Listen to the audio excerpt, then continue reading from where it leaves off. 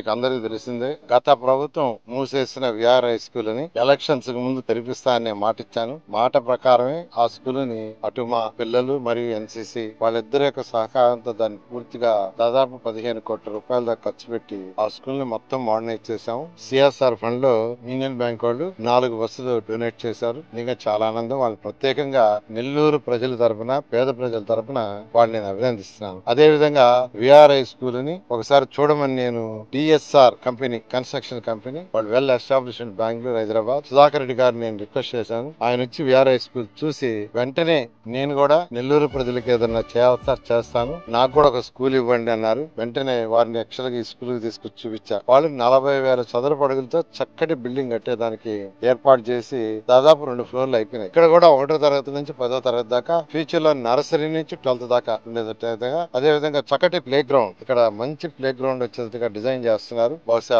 త్వరలో అయిపోతుంది.